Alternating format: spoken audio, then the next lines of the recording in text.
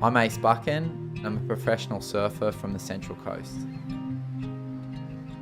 Growing up on the Central Coast was a dream for a young kid that loved the ocean as much as I did and had this amazing playground to go and explore, to kind of have the chance to wake up and, watch the sunrise, pre-dawn light kind of turn into those beautiful blue and pink hues. Nature, in the way that it was kind of intended is really special.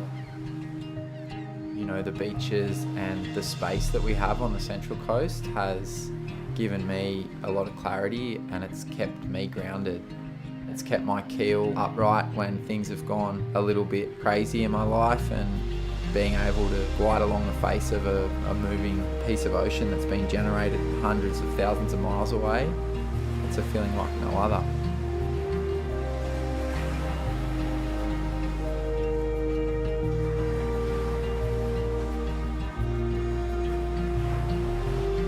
One of the things I really love about the Central Coast is that there are these beautiful kind of swathes of land that have been declared national parks, and as a child I was lucky enough to start experiencing that with my parents.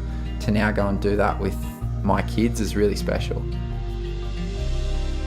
Being able to kind of walk through the bush and not see anyone else and just kind of listen to the sounds and sometimes just drop the surfboards and go exploring, I feel pretty lucky to have access to. For tens of thousands of years, people have inhabited this land and looked after it and cared for it, and we need to respect this beautiful playground that we've been lucky enough to call home. It's something pretty special.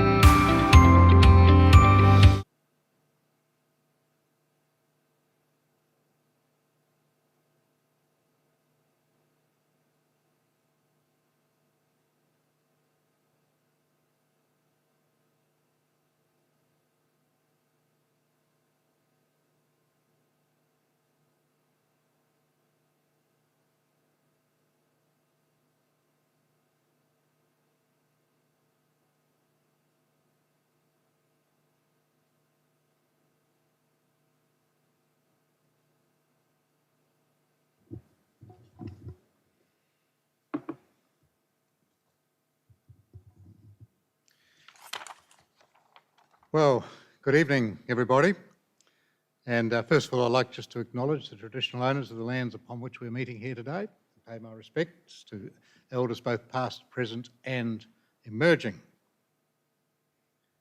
Welcome to those community members that have joined us for the via webcast today, and also those who are in the public gallery. And yeah, it's a pleasure. And we'll now declare the public forum open. And we're hearing the public forum, of course, just to hear from members of the community who've registered to speak on any items in tonight's meeting. And I do ask that the community members be listened to in silence and with respect.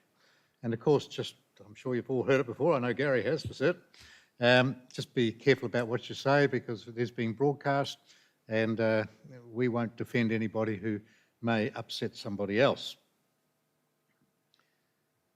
I will then ask any of the staff if you've got any conflicts of interest. I don't believe any of us have. So we'll move on from there. Now, I remind our community members, register to speak, your presentation is being live streamed and recorded, and you have 3 minutes. Now, because we have only 2 recommendations, and I know Gary likes to talk, I'm going to give you 4 minutes, Gary. How about that? And of course, our other guests will also have a similar amount of time, 4 minutes. So you won't have to rush tonight, Gary, and we'll let you get through it, okay? But I will be strict on the 4 minutes. So we will move now to Gary, who wants just to speak on item 2.7, which is the outcomes of the exhibition and finalisation of the planning proposal for the Dawson RSL. So Gary, welcome to the thing.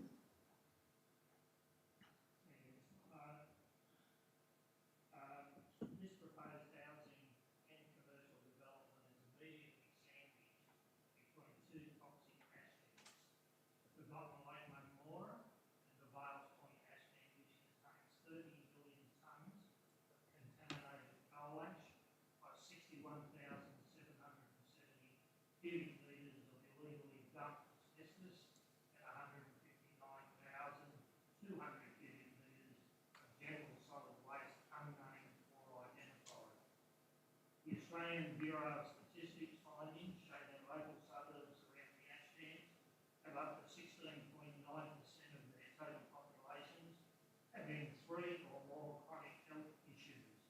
Macmamora, Narran Park leading the way. Asthma runs rampant, with Blue Haven having 15.5% of their population suffering from chronic asthma. Not far behind is Budgewoi, Lake Munmora and Wyong.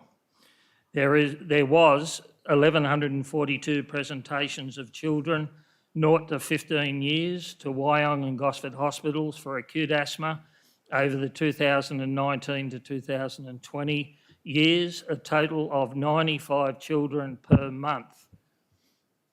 The Torrens University Cancer Cluster report for the Central Coast identified 9 different cancers, with Wyong, Charmhaven and Gorican having the 9 cancers prevalent. The New South Wales Legislative Council Public Works Committee recent findings on the coal ash dams report for March 2021 recommended the urgent need for the New South Wales Health to conduct epidemiological assessments and further exposure and health risk assessments by December 2022. Neither of them have been done as yet. The same parliamentary inquiry found that the government had demonstrated a complete disregard towards the health of its citizens on understanding the impacts of coal ash dams. I and my colleagues are currently having monthly meetings with the directors and staff of the Central Coast and Hunter New England public health units and the EPA on what type of studies are needed and when they will be conducted. Regular air quality alerts by the Environment New South Wales are classified as poor or worse for fine particles such as PM10 and PM2.5 being blown off-site from the adjacent ash dams. This proposal fails to take into consideration the cumulative impacts on human health and welfare and the ongoing destruction of our fauna and flora by many more proposed housing, commercial and industrial developments named in the Central Coast Regional Plan 2041 and the Greater Lake Munmora Structure Plan. I call on you, Mr Hart, for a moratorium on all proposed developments within a 20-kilometre radius of both ash dams until all appropriate health assessments are conducted and the findings publicly released. If this council, planning panels, or New South Wales Planning were to approve this and other developments near to these dams, knowing full well of these health issues put forward tonight and in my previous submissions, they would be found negligent, totally irresponsible and possibly legally liable for the ongoing health of the 138,172 new residents to the immediate region under the proposed Central Coast Regional and Structural Plans. We've been doing some figures with the area health units and, you know, the chronic health conditions by suburbs. Lake Munmora and Mannering Park have 16.9% of their population with 3 or more chronic health conditions.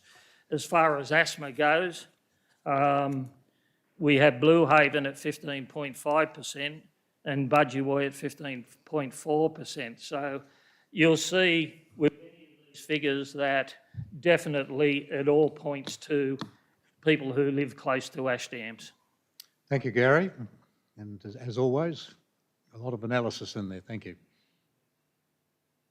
Now, Brett Ellis, welcome to the platform, and you also have 4 minutes plus a few seconds.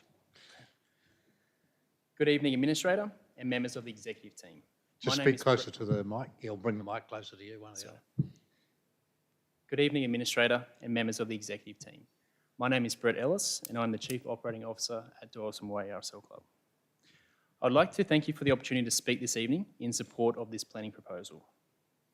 The planning proposal in front of you this evening is the output of a rigorous 5-year planning process led by extensive market research, comprehensive technical assessments, and proactive consultation with government, business, and the community. The planning proposal is a well-developed, considered, and appropriate balance of positive environmental, societal, and economic outcomes. In overview, the planning proposal will provide the creation of 920 jobs. It increases the supply of residential housing. It increases affordable housing for seniors. It provides preservation, protection, and enhancement of biodiversity across the site. It delivers community services and benefit through the creation of childcare, aquatic and medical facilities. It provides diversity in the food and beverage and retail offerings in the area. And it promotes and activates tourism to the area through the recreational activities planned and overnight accommodation. I'd like to also take this opportunity in thanking Council's assessment team, in particular Shannon Turkington and Charlotte Ryan, for their exemplary contribution to the assessment and involvement in this planning proposal, to which they have recommended for support this evening. In closing, I trust Council appreciates the rigorous and robust undertakings of this planning proposal recommended for support tonight and the high value benefit that this will provide to our organisation's 35,000 members and the broader community. Thank you again for the opportunity to speak this evening. Thank you. Well, that brings us to the end of public forum for tonight. So I'll now declare the public forum closed, and obviously you don't have to hang around. You can watch the council meeting, which will be broadcast, and that will commence at 6:30. So hopefully one can get home to something to eat if you haven't done so already. And if you missed that, you can also find a link to that webcast to view it at a later date on the council's website.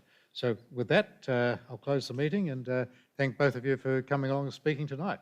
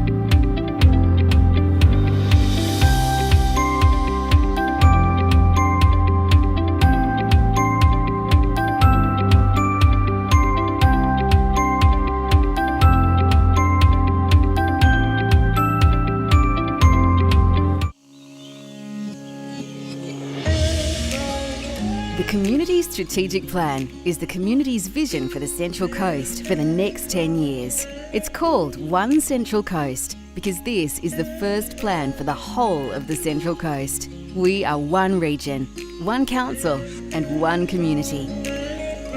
We live in a special place here on the coast, one in which we want all members of our community to feel valued and have access to a range of opportunities to participate in the richness of community life. And every one of us can play a part in bringing this community vision to life.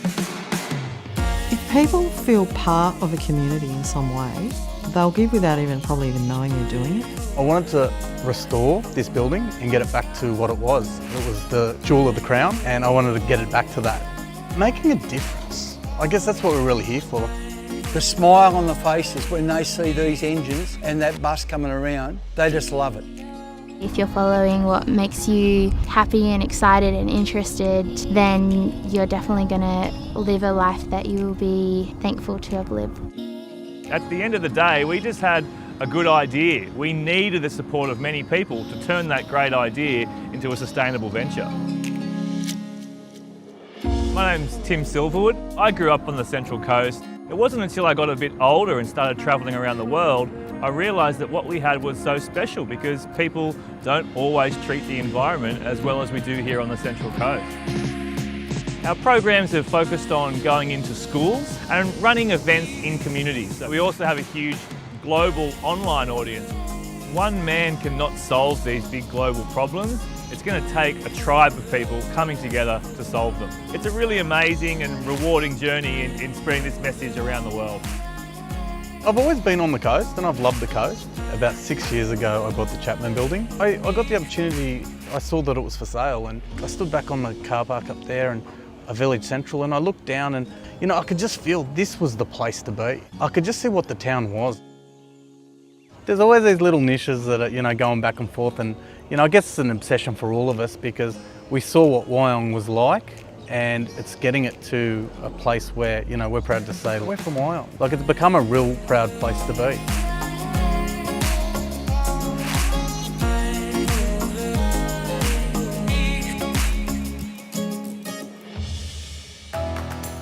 My name's Chris Wallace. Myself and my wife, we own Community Fire Education and the Fun Engine. We educate the community in a different way. We teach people what to do in case of fire.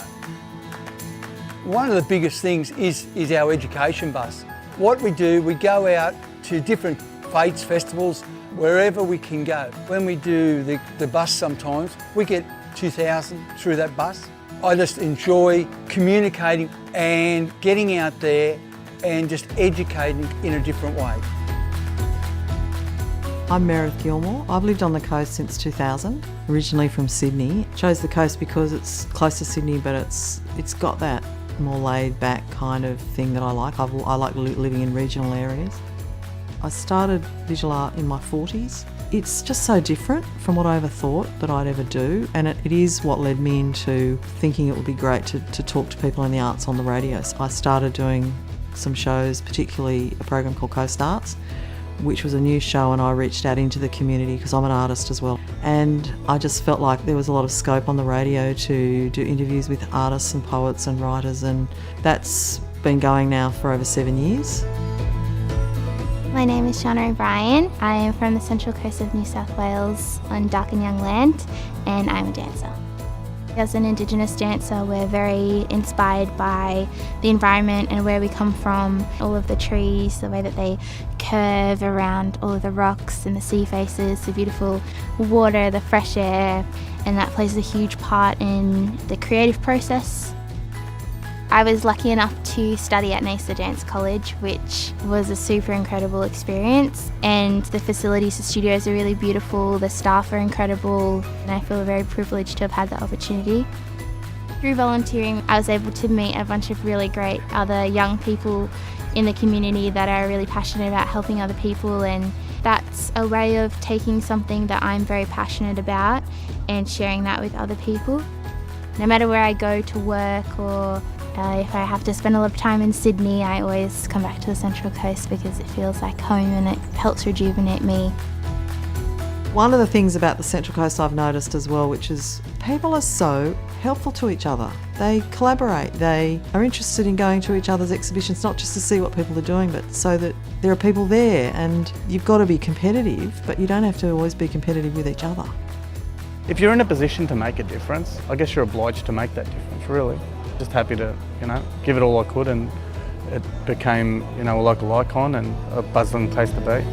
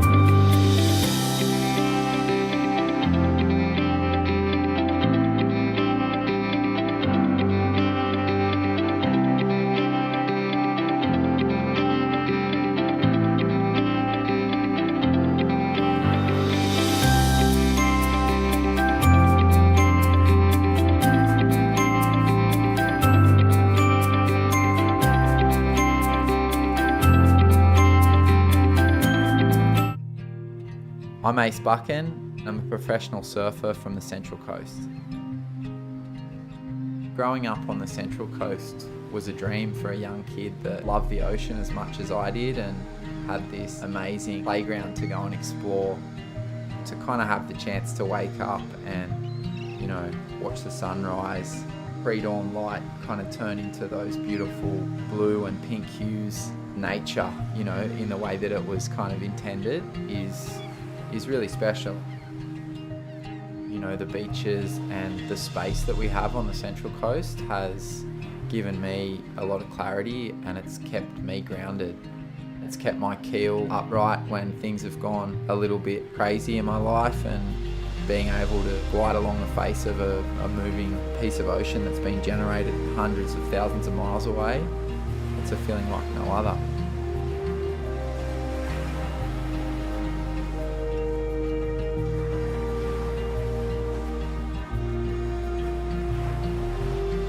One of the things I really love about the Central Coast is that there are these beautiful kind of swathes of land that have been declared national parks, and as a child I was lucky enough to start experiencing that with my parents. To now go and do that with my kids is really special. Being able to kind of walk through the bush and not see anyone else and just kind of listen to the sounds and, you know, sometimes just drop the surfboards and go exploring, I feel pretty lucky to have access to. For tens of thousands of years, people have inhabited this land and looked after it and cared for it, and we need to respect this beautiful playground that we've been lucky enough to call home. It's something pretty special.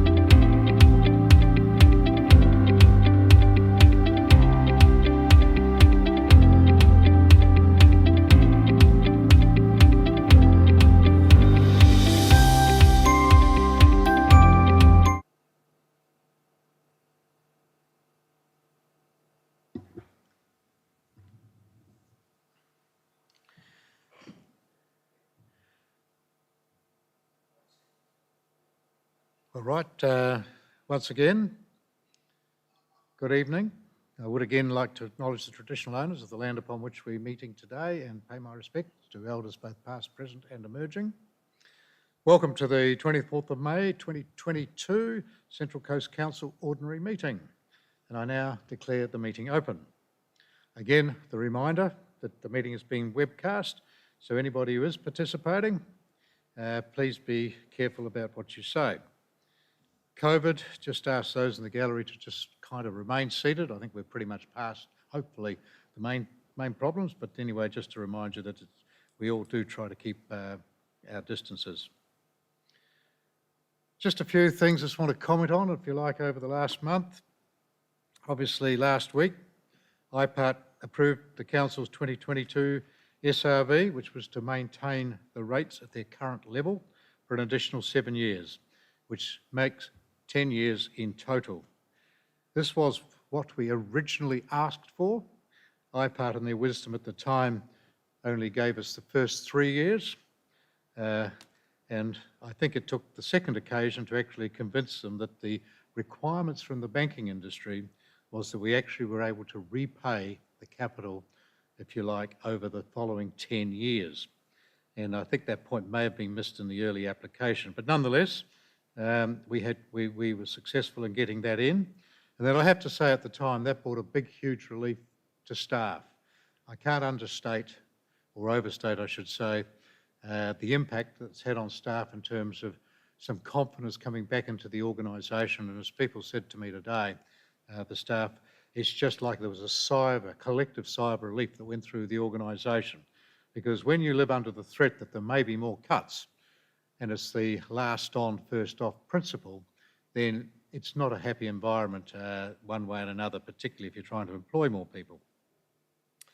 And so this outcome does allow the Council to continue to maintain our current service levels, comply with the banking requirements, and mostly importantly, allows us to continue without interruption the 10-year long-term financial plan that does provide for the long-term financial security for this organisation. Slight recap, last time I promised to ever say this stuff again, we did develop the recovery business plan with the key action, and we trusted it. We have delivered on that plan, and milestones have been achieved.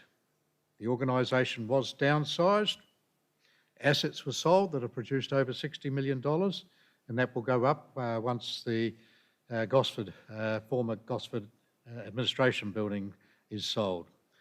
There have been, contrary to some people in the community's views, some very large productivity gains.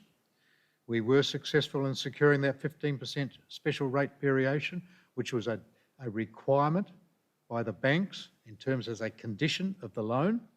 That's in place for the 10 years. We have got now monthly reporting in place, and we are now producing surpluses in order to be able to repay those emergency loans. This has been one of the most significant financial turnarounds of any organisation in under 12 months, with the current and forecasted surpluses repaying those emergency loans over the next 10 years. Having said that, I have to say, despite having a very good relationship with our local politicians, I was disappointed by some of them still continuing to comment against the Council, even in our latest applications for the SRV and water and sewer, and particularly when they were questioning the integrity of the Council. We are very conscious inside the organisation that the community does not trust the organisation, and our integrity has been severely compromised by the events of the past. So as we're starting to work our way out of it, and we have been entirely transparent and been very clear about what we're doing, it was just disappointing that people still continue to question that integrity. However, as I said, we are pleased to say we can close off that period in the Central Coast history, and we now move forward to returning to basically the business as usual mode, and we will now be seeking to focus on improving how we operate and continue to deliver as many services as we can to the community and hopefully get much better bang for the bucks. There's been more talk in recent times about, and IPART commented on this, about the impact on the community of the higher fees and charges for water and sewer, and of course the maintenance of the current rate structure. I think it's important to note that we are well below our immediate neighbours. If I compare the average property consuming approximately 150 kilolitres of water, which is the average amount of water per annum, so for water sewer charges and for the SRBs and the total ordinary rate charge, we end up $312 less than Lake Macquarie and $372 less than Newcastle on an annual basis. So despite all of the things that have had to happen, we are still going to be well below our neighbours. We had no choice in the early days. The New South Wales government determined that council had to pay back those restricted reserves, and accordingly we have got a plan, and right now we're well on the way to achieving that. The community queried what had happened, where did the money go? The public inquiry attempted to answer that, but putting it pretty simply, and again I was asked that today by some staff, again asking, well, where did it all go?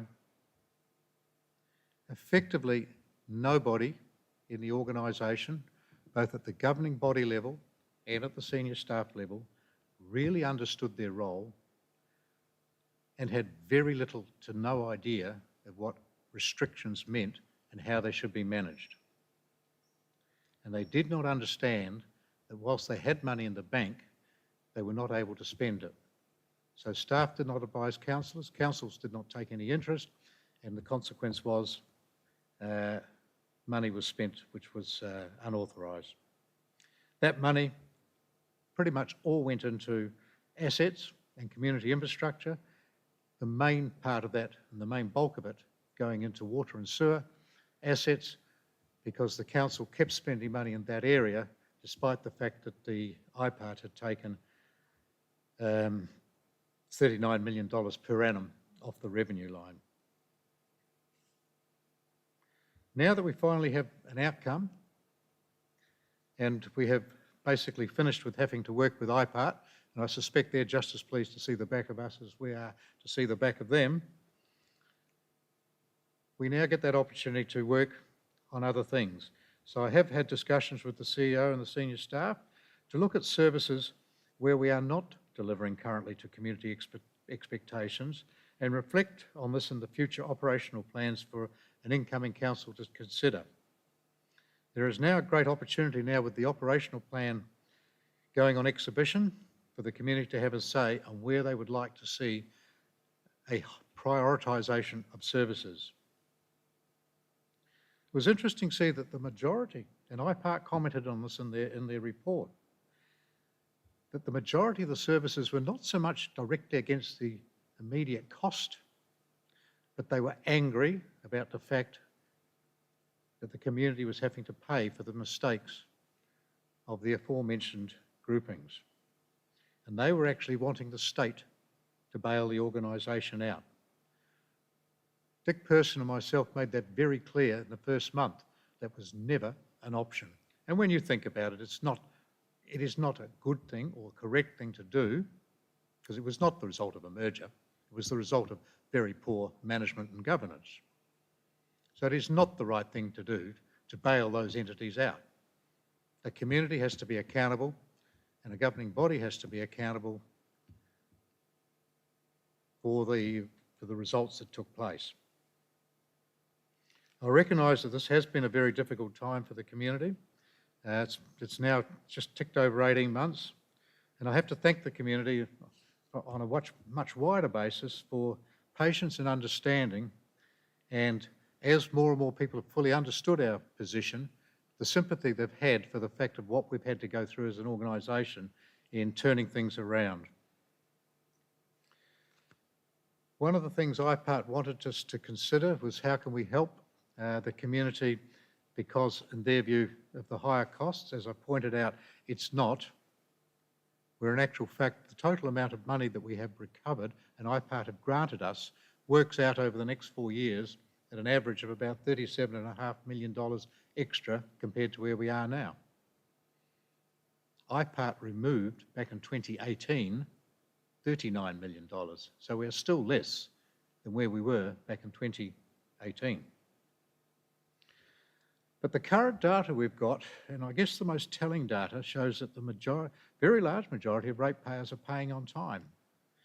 The data also shows quite clearly there's been a reduction in the numbers of those people out there defaulting or seeking dispensation for the paying rates over the last 2 years.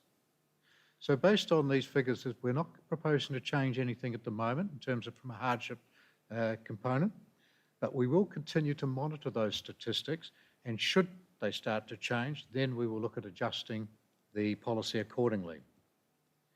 For those who are having difficulty, just remind them we do have a debt recovery and hardship policy available, and it is listed on our website.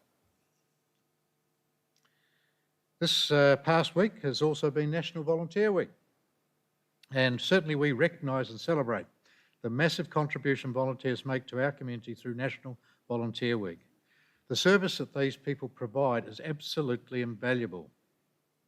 They contribute towards improving our community and environment, but they also have very well proven social, mental and physical health benefits. And we work as a council very closely with a lot of these not-for-profits and the volunteers, who are, in a lot of these cases, just extensions of ourselves, and councils could certainly in no way step in and do any of this work. So we support as many as we can of these organisations and allow them to get out through the volunteers and do things. And as a good example, last Sunday I attended the Central Coast Rural Fire Service Volunteer Appreciation Day and all the district medals presentation at Mingara. And it was a fabulous day, and very formally done in one sense, but informal in another. And just recognising the length of service that some of these volunteers put in, I guess. And when you look at one gentleman there, had completed 56 years of service.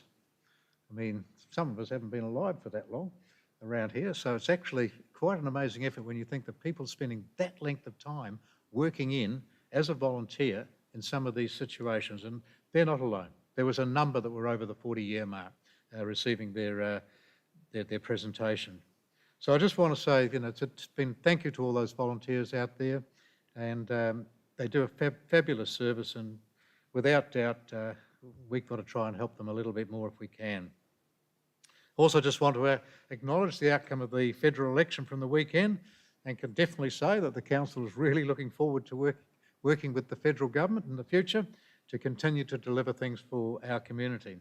There have been a number of promises made, and they're good ones, and they're in good areas, and I have to say that all politicians at the time, pre the election, talked to us about what would be useful and what would be helpful for our community. So the sort of promises that have been made are promises that we can look at and take up. So we've got hopefully the best of everything coming to fruition in the future. So with that, I'm going to finish off the few words, and I'm going to move to item 1.1, which is disclosures of interest. I have no interest to disclose. I don't believe any of the staff have. So I will now ask you to actually note the report and note the recommendation as shown on the screen. Item 1.2, confirmation of the minutes of the previous meeting. I was present. I've had a quick look through the minutes, can confirm that they were accurate, so I would now like to resolve the resolution as shown on the screen. Now, item 1.3 is the notice of intention to deal with matters in closed session. We have one item there which is 3.1. We will leave the report and the attachment in confidential, kept confidential, but I am going to allow discussion to take place about the paper because I think it's important that we explain exactly what's going on. So that will take place as item 3.1 at the end of the meeting. So with that, I'm going to resolve the adoption and adopt the resolution that is shown on the screen, that we will resolve the following matter be dealt with in open session, which will give you the recommendations and so on. Item 3.1 as shown on the screen. Item 2.1, which is the monthly finance report. Well, before I just ask the CEO to go through that, we did have correspondence from a member of the community who was concerned about the fact that creeping in, there was the fact that there was a late paper. I said to him, I have replied to him and said, look, I apologise for the fact that it was late, but it's a difficult situation when it's when they're financial papers, and the resolution that I made some time ago is that we report monthly. So if we didn't report it now, then it would actually sit in abeyance until the next council meeting. So I think it's the correct thing to do it. It's not what we would regard as the best practice, but there was a couple of things in it which did need to be re-looked at, and that was all. It was the main substantive's correct. It was just a couple of small things that needed to be re-looked at. And the timing often takes place as when we run things through the computer and we do other things. So the timing can vary a little bit, and it's also about when we're reconciling and when we take things into account, if you like, to close off the books for the month. So I just apologise that it is a late paper, but that's the reason why it is still here and we are going ahead with it. It is because I've resolved that they will take place on a monthly basis. But to explain the paper a little bit more in detail and the results, I'll ask the CEO to comment. Thank you, Mr. Administrator. And I think it's important that today or tonight we realise that items 2.1, 2.3 and 2.4 work together in terms of us flowing from reviewing how we're trending at the moment, how we're performing at the moment, how we see the rest of the year going in the Q3 review, and then 2.4, which begins the draft revised community strategic plan, draft delivery program and draft resourcing strategy. So there's a logical flow in the next 4 reports that we're dealing with. Yet again, our continued strong, in terms of the monthly financial report, our continued strong financial performance this year continues. Some of that is driven by the unfortunate strong employment market where we're carrying more vacant positions than we would like, but it's also due to the fact that we have been conservative in our operations as we're uncertain going forward of what our income would be like going through into next year, and that has now been realised, as the Administrator mentioned. Importantly to note, in this month we recognised in our monthly figures some increased depreciation and amortisation flowing from an estimate of the capitalisation of works from last year, and also what we call a loss in disposal, which is essentially a book item where there's certain assets that we had in our books that on review had no value and should be written off. So that has had a negative effect in total of about $18 million, and means that essentially the monthly figure comes back to the budgeted figure was there. So actually the operating result for the month looks like it travelled $18 million worse than estimate, but when you take those two adjustments in, we effectively ran on schedule for the month. And what that means is year to date, we're travelling at about a $71 million surplus. We anticipate that will deteriorate between now and the end of the year as end of year adjustments and certain expenditures happen. However, that's a significantly larger and better performance than we had initially budgeted for this year. And if you cast your mind back, the last 2 years we ran a $90 million deficit in 2 years ago, and we ran a $70 million deficit 12 months ago. And at the moment we're running a $71 million surplus to date. We expect that to fall off a little bit, and we'll talk a little bit about where we anticipate landing in item 2.3. Oh, sorry, yeah, 2.3. Yep. So thank you, Mr. Farmer. I would just, as Mr. Farmer said, I think the important thing is, from my point of view, is the management the organisation put in place in terms of making sure that we tried to protect, in a lot of ways, what was the impact might be on staff. So we deliberately kept, if you like, room up our sleeve so that we could, if we didn't get the money, not have to lay too many people off. So it was a deliberate ploy to keep banking cash, if you like, and keep banking surpluses to ensure that we had Plan B and we could minimise the impact of Plan B should IPART have not agreed to a continuation of the rate increase. So I actually applaud the organisation for actually thinking ahead and actually keeping themselves into that, putting that in perspective. And that's one of, again, the reasons why we've started to have a bit of a, we've got this, what appears to be a bit of a build-up, but as Mr Farmer explained, there are some adjustments that will take place towards year end, which will actually bring that back to, we think, around the $40 million in terms of the final bottom line. But that, when you compare that to the original budget of $6 million, is a pretty damn good effort. When I think last year, Mr Farmer, what, $70 million loss? $70 million loss. So, you know, it is a pretty big achievement all the way around. I commend the organisation for that. So with that, I'm going to resolve now to adopt the monthly financial report with those recommendations that are shown on the screen. And then the next item, and as Mr Farmer said, we really need to be, all these items need to be sort of thought through together.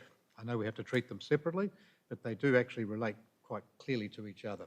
So item 2.2, which is the investment report, we'll move on to that. And Ms Cowley, I think you would like to talk to this one. Thank you, Mr Administrator.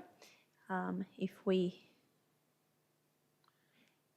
bring that investment report, thank you, and thanks. We'll go to the next page.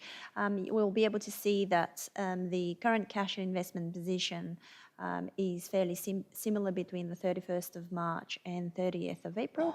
At 30th of April, we're sitting at $639 million. Thanks, Rach. And if we're going to the next slide, we would see that the unrestricted funds balance, which are the red numbers in brackets, amount to almost $40 million. That is between the water fund and the drainage fund. There's a significant improvement in the water fund due to the capital program savings. So that's why that unrestricted cash deficit has reduced from what used to be around $9 and $10 million to 4.6. The $40 million in deficit is completely offset by the general fund's unrestricted cash balance of $112.5 million. And if we go to the next slide, you will see that the portfolio return is between 0.1 and 3.18%. It sits at the moment at 1.05, which is still well above the benchmark bank bill swap index of 0.33%. Thank you, Mr. Administrator. Thank you, Ms Cowley. Again, a very healthy position. And again, a credit to the fact that we have very definitely got ourselves back into a pretty much a sustainable trading position. So with that, yes, I will move those recommendations for the investment report as shown on the screen. Make those decision of council. Item 2.3, which is the Q3 review. This is a document that we must produce. It is required by the Office of Local Government that we produce a quarterly report to them. And I'll let Ms Cowley again go through that. I think there's a couple of little explanations you're going to make because this report is a little different, and anyway, I'll let Ms Cowley explain it. I won't steal your thunder. Thank you, Mr. Administrator. So for those of you that are looking at the report, so there is a difference between the May report that the April report that the CEO discussed earlier, and this Q3 report for the period this 1st of January to 31st of March 2022.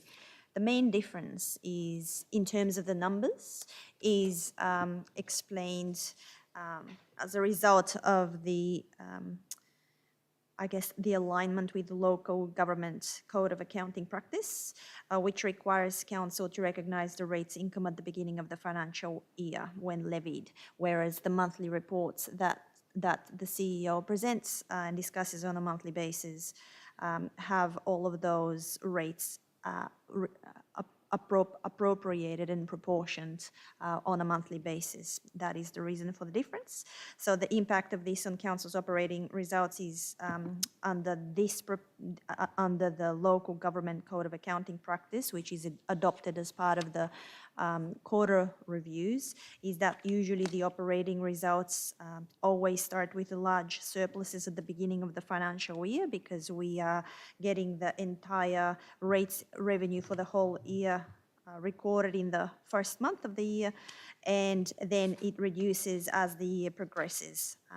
Obviously, in the monthly accounts, this is smoothed out, and you don't see this fluctuation. At the end of quarter three, 8 out of the 67 actions are completed, 37 are on track for delivery. There's 1 that is on hold and 2 are closed, and there are 19 that are delayed because they were impacted by the New South Wales public health order. I won't cover the financials because they are superseded by the monthly explanation that the CEO referred to. The only comment that I'd like to highlight is the fact that we have improved the budgeted operating surplus as commented by Mr. Administrator from $6 million to $40 million. The main drivers for that is the $25 million gain on the disposal of property assets. There's also the receipt of $8.2 million of prepaid financial assistance grant and approximately $1.4 million favourable increase in tipping income.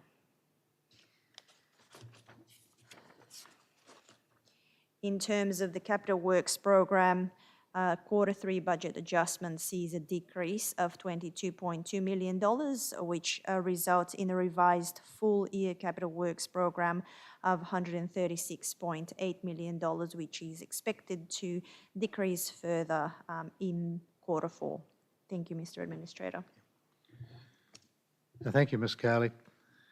It's just, I know it's confusing, and I suspect it will be continue to be confusing, but hopefully we can get to a very simple position. When we have to report in the quarterly reports to government, when we get our rates income, we have to count the rates as if it's all come in at the beginning of the year. Now, what that does, of course, it makes you look like you've got an awful lot of money, and then you're just subtracting your costs as you go through the year against it. It doesn't give, from a management point of view, a good idea of what, from a management accounting point of view, it doesn't give unit managers and those sort of people a good view of how they're travelling. So for the monthly reporting, what we do is we take the whole revenue line from income from rates and so on, and we divide it by effectively 12, and we put it out in each month. So that it comes in a, if you like, a monthly instalment, which is a consistent number. Therefore, when we, from a management point of view, when we're checking in the management accounts, which is the monthly reporting side of things, it means a unit manager who's managing a business unit can see I've got this much of income in, and this is my expenditure against that year to date. So they can work out as they're going through, and that way start to accurately forecast where they're going to be at year end. So people have a lot of difficulty, and I think public councillors will always, in my experience, have had some difficulty if they've been monthly reporting type or management accounting practices and operating in a council, and not many councils do that, by the way, then there is this disparity. But it is largely about the revenue line. It's just evened out for the monthly reporting. When it's in the quarterly reporting, it comes in up the front, and you then take your costs off it, keeping it simple. So hopefully with that explanation, people in the future will look at it. I will certainly, during the time under administration, I'll continue to point that out so that people can get an accurate record of and understand exactly what's going on.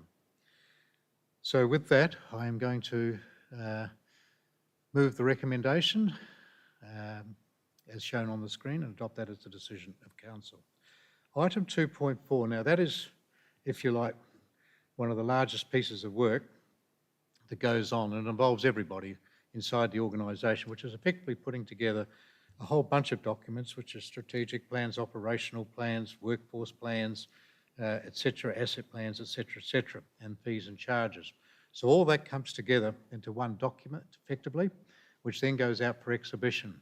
And it's an opportunity for the community to now look at that. And this is what I mentioned in my opening remarks. The community now has an opportunity to look at that, and over the next month that this is out for consultation, to actually provide comment back on those areas that perhaps they feel could do some attention. My office, I know where some of the key points are. One, it is in planning and DA processing.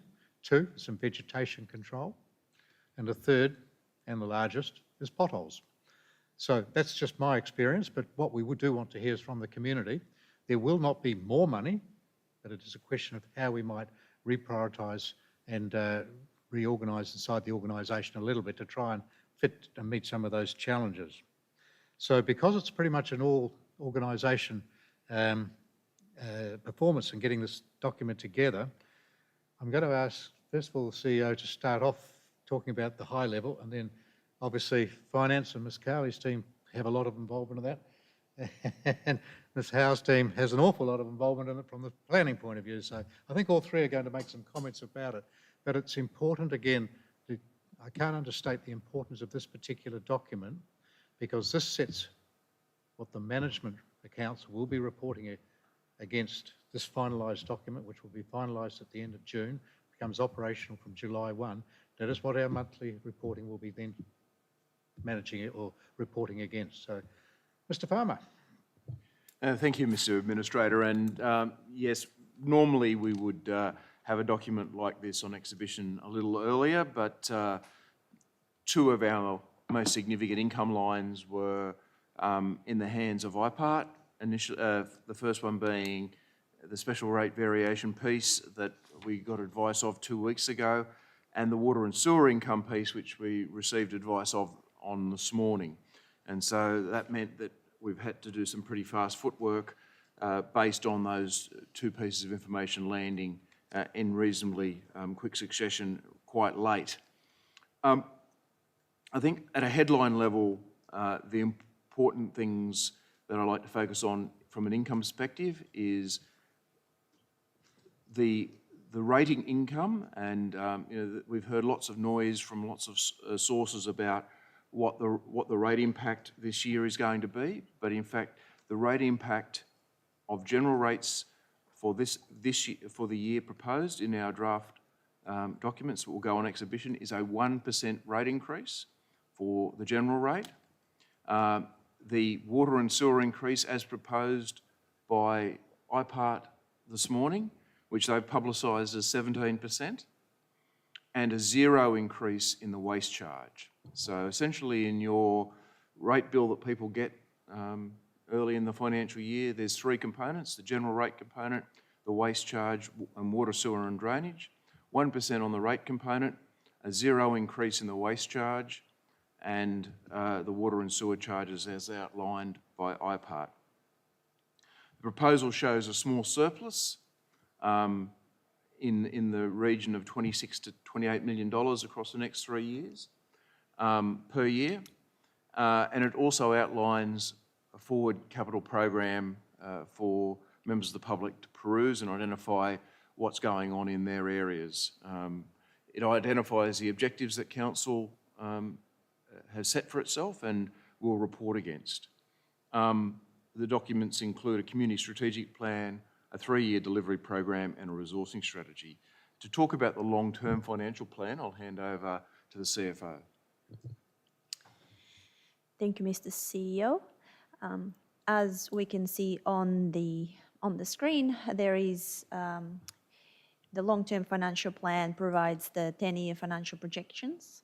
They're based on assumptions and economic factors, including the approved special rate variations mentioned by the CEO and the draft determination for water, sewer and storm water drainage pricing, which was finalised this morning. The final long-term financial plan will be updated to reflect this final pricing, which was announced today. In terms of the financial recovery plan, it is always good to just have a view on what this council has achieved in the past 18 months since the financial crisis. And the good news is that we have overcome the biggest financial crisis, and we have ticked everything that is on our financial recovery plan. So in terms of securing of the revenue, we've been able to last year secure the temporary 15% rate increase for 3 years, and this year we've been able to secure the extension for the 7 years remaining. This morning we've received the water and sewer pricing determination. In terms of the reducing of costs, we've been able to deliver a structural decrease of $30 million in employee cost savings, $20 million again structurally in materials and services savings. We've been able to deliver the $20 million internal restrictions that did not need to be repaid, and we have capped the capital expenditure at $175 million, and as explained earlier, due to weather, COVID, and I guess floods, this capital expenditure has been lower, and we are on track to deliver the $60 million in property asset sales. And in terms of the going forward plan, we have secured the bank loans. Very quickly, I want expect people to be able to see all the numbers there, or need to have to. They are in the attachments, but essentially in terms of the long-term financial plan, the consolidated income results are as provided on this page. They are around $26 million up to $35 million per year. That is consolidated, so it does include water and sewer. And so if we go to the next slide, you would see that for the general fund, which is where the emergency loans were being obtained, they are in line with the repayment of those emergency loan capital repayments. And that's the bottom line figure. If we go to the next page, one of the interesting components of this long-term financial plan is to look at the growth of the proposed infrastructure, property, plant and equipment line. It's the line with the largest number there this year in 2022. That line is $7.3 billion. And when we look at 2032, that line becomes $7.8 billion. So council will invest over the 10 years $500 million into infrastructure, property and plant and equipment. I think that's a good news story. We go to the next page, we would see that we've got borrowings, and again, you'd have to look at the borrowings on the current liabilities and also non-current liabilities. You would see that for this base year of 2022, the cumulative number is about $300 million, and that's the number that we've been repaying over this year. And that borrowing number decreases in year 10 to approximately $80 million. So a huge reduction from 300 to 80. It shows a significant improvement in council's performance and sustainability. When we go to the next slide, it goes through the Fit for the Future ratios, and all the green ticks provide clarification and a clear view that council is meeting all the Fit for Future ratios for those 10 years with 3 exceptions, and they are in the rates and annual charges for this year and next year, expected to be brought in line in 2024, and also the debt service ratio at the time of the repayment of the refinancing of the loan. And finally, we look at the financial expense assumptions, again, it's a table with a lot of numbers, but it provides the overall assumptions for council's individual line items and what we have proposed for each of those years as the growth factors. Thank you, Mr. Administrator, and I'd pass to Ms. Alice, I Howe. think, is going to put some comments. Thank you, Mr. Administrator. These documents identify focus areas for the next 10 years with particular emphasis on the activities to be delivered next financial year. These drafts are updates of the versions that were exhibited during December and January, and that was required to be resolved by Council prior to making an application to IPART, as previously discussed. The original exhibition period was during the summer holidays, so Council resolved in February to re-exhibit the documents following IPART's determinations, and as we've heard, that last of those was received today.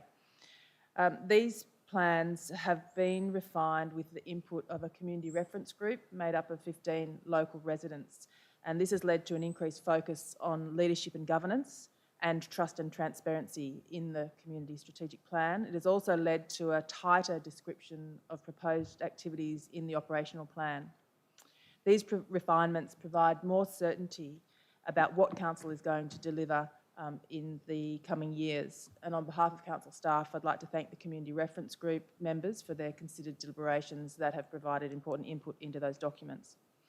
The documents themselves will be exhibited from tomorrow until the 21st of June, and to make a submission, please go to Council's Have Your Say website or send your feedback in by mail or by email. Council will consider adopting final versions of the documents prior to the 30th of June. Thank you, Mr. Administrator. Thank you.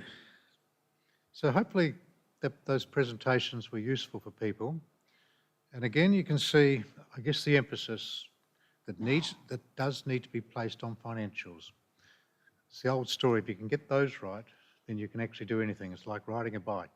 If you've got way on, you can steer it.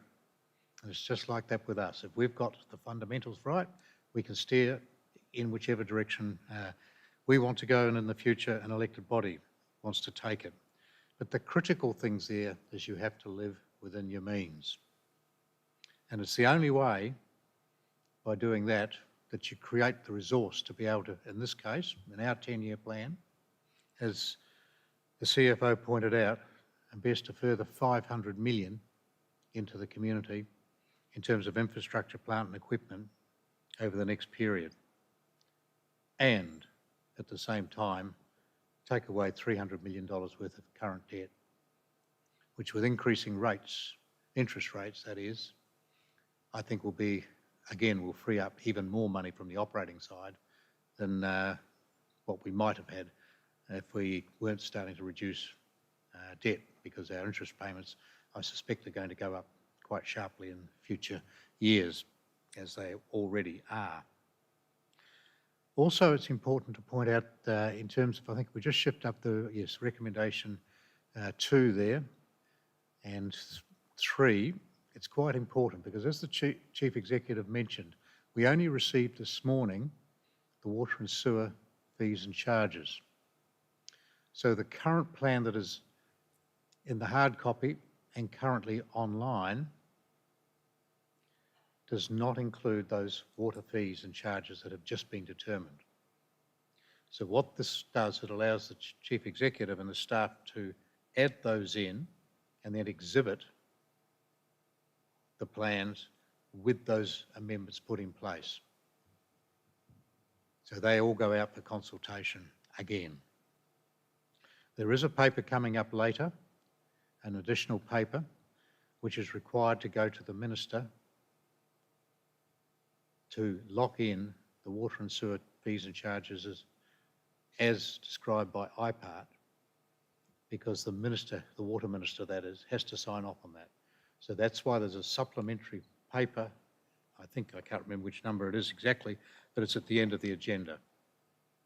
So that paper is quite separate, because that is for a different purpose, although it's actually kind of saying the same thing, same sets of numbers. So hopefully that's all clear. And with that, I'm going to move the recommendations. and get this document out on exhibition. And again, I would reiterate, please contribute. So with that, we'll move the recommendations as shown on the screen and pass those as a decision of council. Item 2.5, which is the Audit and Risk Committee, their annual report. I'm a member of that committee, so I have been present at all the meetings. What I can say about it is we have some very strong and robust external members. I think we're in the process of changing a member at the moment as per the requirement that a member can't do more than 2 terms. So one member is retired and we're currently in the process of recruiting another member, independent member.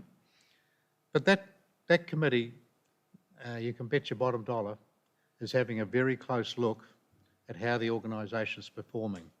And right now, as per the last one I was at, there is confidence that the organisation, the management team and everything is doing what's required.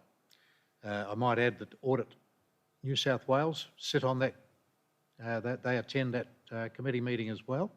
So the ARIC actually hears from the auditors and from management about how things are progressing and making sure that we're getting on top of the big raft of recommendations that were in the management letter from Audit New South Wales. But we are on top, we are moving ahead with a lot of that. And as I said, the ARIC committee at this stage is pretty comfortable, but that's their report for the last year. And with that, I'll just move to adopt the resolution that's shown on the screen. Item 2.6, which is the Governance Lighthouse Report. That's a standard report that goes out quarterly, which just notes that how we're performing against a range of measures. There's nothing to really highlight there. Pretty much everything's in control and you know, I guess within normal boundaries. So with that, I will move the resolutions for 2.6 as shown on the screen. And now we come to item 2.7, which is the outcomes of public exhibition and finalisation of the planning proposal for the Dawson Wee Wee RSL Club. And again, I thank the 2 previous speakers who contributed to that. There has been some discussion around points made, and I'm going to ask Alice to actually introduce this. Thank you, Mr. Administrator. This report seeks to rezone land at Doyleson to allow redevelopment of the site. This aims to allow relocation of the Doyleson Waihi RSL Club and Gym within the site itself to a different location on the same property, as well as permit low-density residential land use, seniors housing, medical facilities, a childcare centre, service station, food outlets and hotel accommodation. It also allows for expansion of the recreational activities on the site. The report also includes a planning agreement requiring the proponent to implement a biodiversity strategy and vegetation management plan, and also to ensure that future redevelopment does not commence until alternative venues have been found for the sporting groups currently using the site. The draft planning proposal and associated planning agreement were exhibited for 28 days in November of last year. We received 7 community and 6 agency submissions during that period. The final documents before Council today are amended in response to this feedback.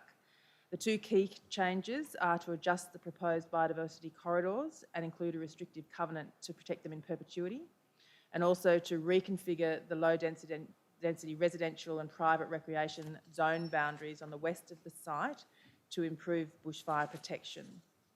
I note Mr. Blaski's public forum regarding the potential impact of nearby ash dams. We did seek advice from the EPA on this matter, and an excerpt of its response is provided on page 34 of the business paper. In summary, the EPA has no objection to residential development of the site. I would note, though, we're just at the planning proposal stage, so the rezoning to change the permitted uses on the land. The detailed development application has not yet been submitted, and all of the matters required to be considered would be assessed in detail at that stage. The last step in the rezoning process for Council is where we are at the moment. So should Council resolve to support the recommendation to amend the local environmental plan, these changes would be made, and that would permit additional land uses. As I mentioned, this is not a development application at this stage. Thank you. Thank you. So can I just ask, so as a matter of course, Mr. Blaski's concerns, he will actually be able to, at the DA stage, raise those concerns again to the appropriate people, which won't be us, because we're not the we're not the decision maker for that. Yes, Mr. Administrator, that's correct. I also note Mr. Blaski mentioned that he is participating in ongoing conversations with the EPA around the recommendations of the Upper House inquiry into coal ash dam impacts on local communities. So we welcome that ongoing community participation in that process. Thank you. Yes, as we can see, Mr. Blaski, I actually checked up on that, your concerns during the, in the interim, and Dr. Howe's just sort of given you her answer. I think from my point of view, I have to see if the EPA is comfortable at this point in time, then I don't have any great reason to be able to doubt that or any expertise that could question that. So from that point of view, I'm comfortable at this point in time, and I was more comfortable when I heard that in fact it's actually got to go through, if you like, another part of the process through the DA process. I think what the RSL Club is trying to do, RSL clubs are a very welcome part of the community. They are part of a community that does an awful lot of good. Some might question some of the components, but nonetheless they are so well populated, people go there. The proposal for here is very mixed use, and it does satisfy a lot of the sporting side, it does satisfy a lot of the sort of the recreation side, and it's also providing mixed groups of housing and so on, which is also, particularly in the seniors area, is certainly welcome to have some more of that in our area. So I'm quite relaxed at this stage, I have to say, to pass it, and as you saw on the screen, this is a planning proposal. All we're doing is supporting it. It goes now back to the department, and they are the final determinants of where that sits, and then it goes back through a DA process.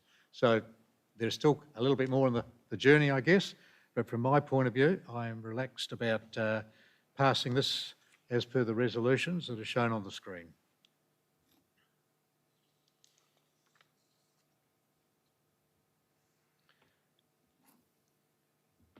Item 2.8, which is adoption of clause 5.22, the special flood considerations under the Central Coast LEP Plan 2021.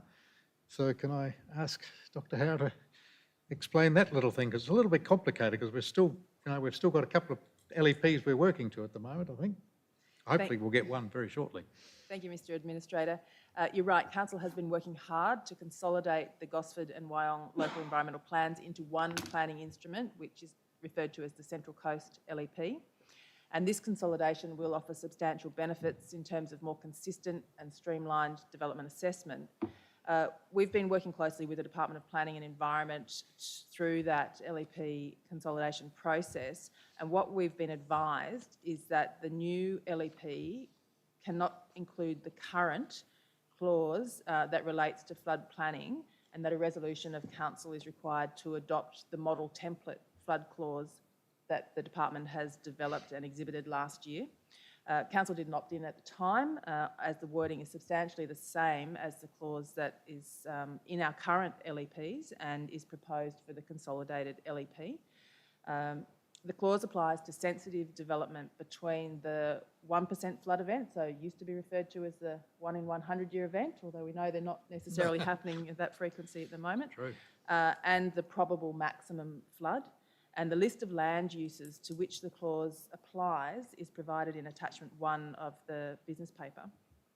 While this list is substantially the same as that in the exhibited version of the consolidated LEP, there are some differences. So boarding houses, hazardous industries, hazardous storage establishments and information and education facilities are added, and airstrips, air transport facilities, electricity generating works, helipads and public utilities are removed.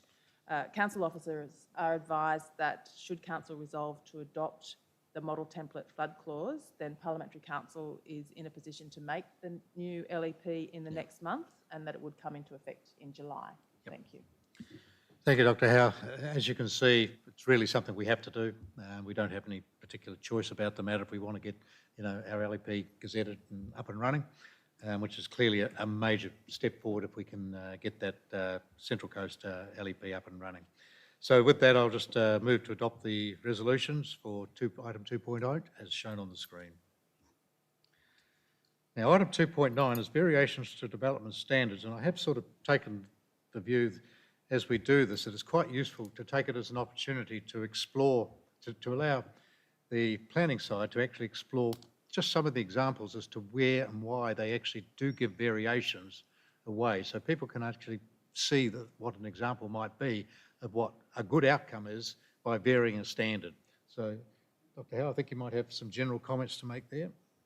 Thank you, Mr. Administrator. This report provides a summary of the variations to Council's development standards that were made in the third quarter. The Department of Planning provides advice on the circumstances in which development standards may be varied in order to achieve an improved planning outcome. So during that quarter, from January till March, 516 DAs were determined, and only 18 of them, or 3.5%, varied from Council's adopted development standards. Those 18 DAs are described in Attachment 1. Many of the variations in this particular quarter relate to quite steep slopes where it's difficult to achieve the development standard relating to heights of buildings, and in these cases there's been no material impact on the neighbours, and that's primarily due to the topography of the sites, which means that there is not that significant impact. So in these particular applications, there was an improved planning outcome through the variation to the standard development standards. Great, thanks for that. So with that, we'll resolve to adopt the resolution as listed under item 2.9 and shown on the screen, and make that as a decision of council. Item 2.10 is the Central Coast Local Planning Power, the membership thereof. And again, I think Ms. Howe would like to speak. I think you just want to thank some people particularly. Yes, and just to explain a little bit about the Central Coast Local Planning Panel. So it determines development applications where there are more than 10 objections, where council is the applicant, or where the capital value means that they don't meet the threshold to go to the regional planning panel. And it's made up of an independent chair appointed by the Minister for Planning, 2 expert members appointed from a pre-approved cohort identified by the Department of Planning and Environment, and a community member appointed by council. So this report seeks to extend the term of the current community and expert panel members to the 29th of February 2024. Also note the resignation of 1 expert member and appoint 2 additional expert panel members, Stacey Brodbeck and Michael Ryan. I'd just like to take this opportunity to thank Mr. Gary Fielding, the retiring expert member, for his service on the panel, and wish him all the very best for his future endeavours. Yes, thank you. And so with that, item 2.2, I resolve to adopt those recommendations that are shown on the screen. Item 2.11 sort of is simply just a continuation for the Central Coast Regional Planning Panel. The council previously had, I think, 4 councillors on there, obviously with no councillors present. What we've done in the past is nominate some reps from the Central Coast onto the Central Coast, Hunter Central Coast Regional Planning Panel. So we've nominated people from our panel, and all we're doing is we're just going to reaffirm the reappointment, if you like, of those appointee representatives onto the Hunter Central Coast Regional Planning Panel. So with that, I will move the recommendations and adopt the recommendation as shown on the screen for item 2.11. Item 2.12, the Community Supports Grant Program. That is a $300,000 program which goes out to various community support grant under the Community Support Grant Program. Our total is now about $150,000 that has gone out.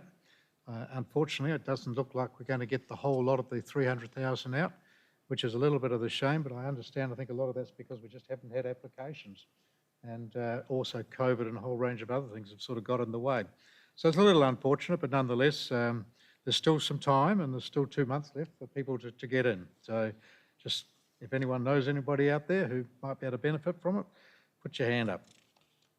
So with that, I shall move the recommendations for 2.2.12 as shown on the screen. Item 2.13 is something that was originally listed in confidential. During the sort of the earlier meetings that I had when I look at the agenda, that was something I felt could come back into the open session, and because it's this, we have to keep a contract separate, but in actual fact, the process I think should be described and tabled in the public. But I think I'll ask Ms. Cowley just to explain the process there that we've gone through. Thank you, Mr. Administrator.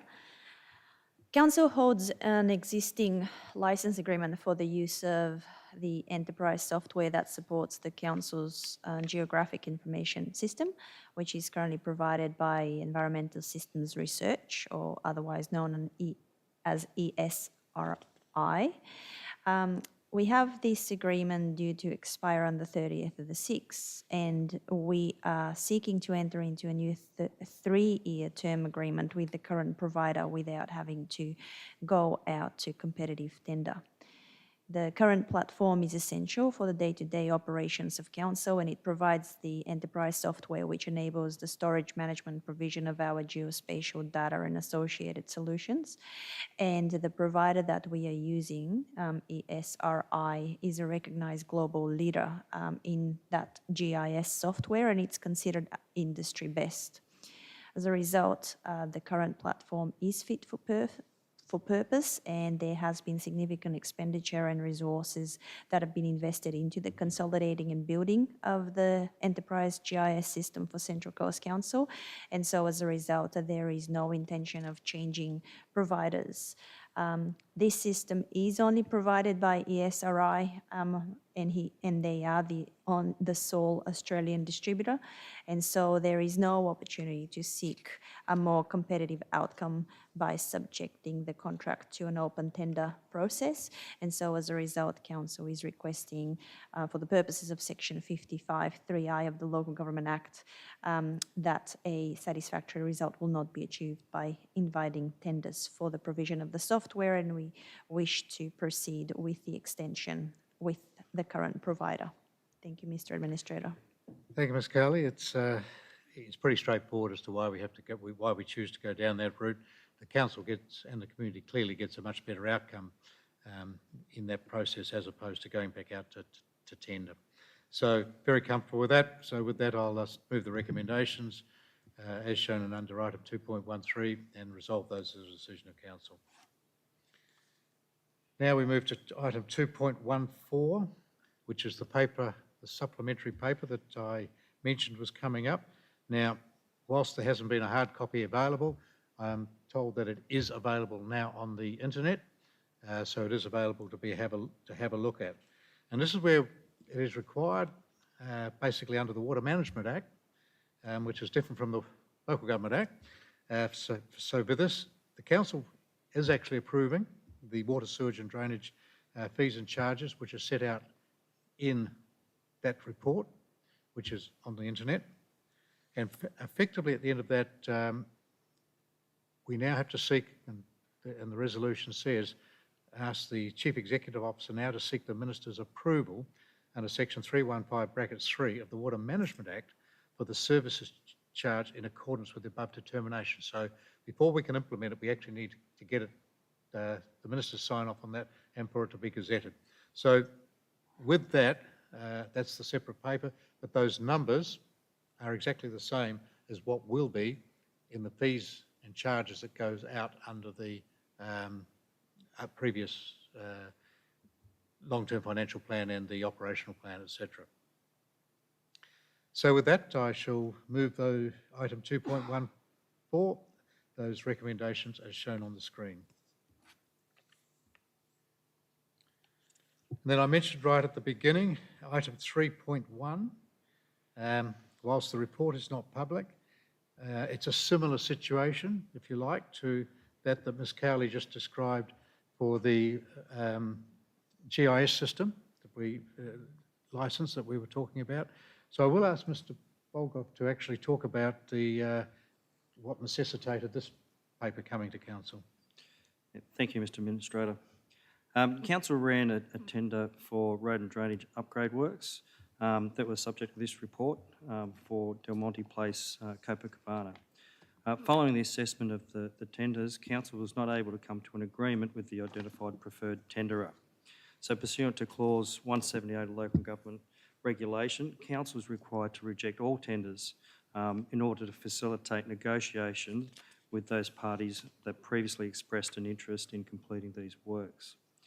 The reason the report is inconfidential is that the report contains some legal advice and protect the commercial interests of council and other parties. Thank you, Mr. Borgoff.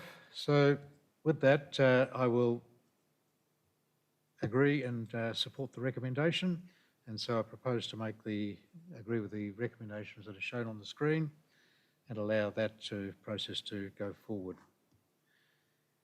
And that brings this meeting to an end. So I will formally close the meeting at 7:36 p.m. and thank everybody who is watching, and for those who came along tonight, thank you very much and have a great evening. Cheers.